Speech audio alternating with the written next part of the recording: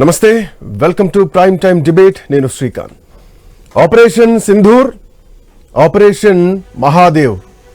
So ఒకవైపు అమర్నాథ్ యాత్ర కొనసాగుతున్నటువంటి క్రమంలో భక్తులు ఆ పరమశివుడి మీద భారం వేసి అమర్నాథ్ దర్శనానికి వెళ్తున్నటువంటి క్రమంలో అడుగడుగున పహారా కాస్తూ భద్రతా బలగాలు అందరినీ కాపాడుకుంటూ ఎక్కడ ఎట్లాంటి అవాంఛనీయ సంఘటనలు జరగకుండా, ఉగ్రవాదుల ప్రమేయం లేకుండా, ఉగ్రవాద కార్యకలాపాలు లేకుండా చాలా జాగ్రత్తలు తీసుకుంటున్నటువంటి సిచ్యువేషన్లో ఈరోజు లోక్సభ ప్రారంభం కాగానే వరుసగా వాయిదాలు పడుతూ వచ్చింది.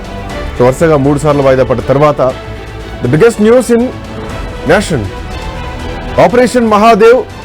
3 ఉగ్రవాదుల్ని హతం చేశాం. సో వాళ్ళు పెహల్గాం దాడిలో ఎవరైతే పాల్పడ్డారో, దాడికి తెగబడ్డారో, సో వాళ్ళే అంటూ ఈరోజు దేశం మొత్తం కూడా ఒక చర్చ జరుగుతోంది.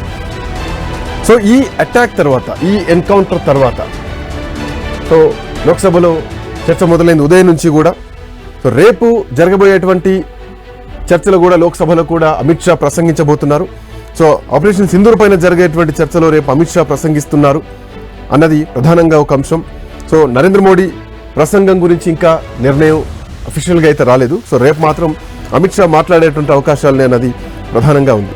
సో ఆపరేషన్ సింధూర్ పైన ఇంకా చర్చ నడుస్తూనే ఉంది. సో ఇంకా దీనికి సంబంధించి అర్ధరాత్రి వరకు కూడా చర్చలు జరిగేటువంటి అవకాశాలు అయితే కనిపిస్తున్నాయి. సో ఇట్లా నేపథ్యంలో ఈ ఆపరేషన్ మహాదేవ్ ఏదైతే ఉందో, సో ఆపరేషన్ మహాదేవ్తో ఉగ్రవాదుల్ని హతం చేసినట్టేనా? చేస్తే ఇంత సమయం ఎందుకు పట్టింది? ఇంకా ప్రతిపక్షాలు కూడా ఈరోజు ఉదయం నుంచి చాలా ప్రశ్నలు అనిపిస్తున్నాయి.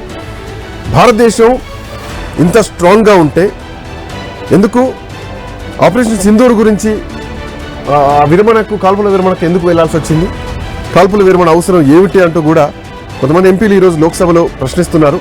సో అది దేశానికి తెలియాలి, ప్రజలకి తెలియాలి. ప్రజల మనోభావాలు దెబ్బతిన్నాయి ఆ రోజు ట్రంప్ ప్రకటించిన తర్వాత, సీజ్ ఫైర్ ప్రకటించిన తర్వాత అని చాలా ప్రశ్నలు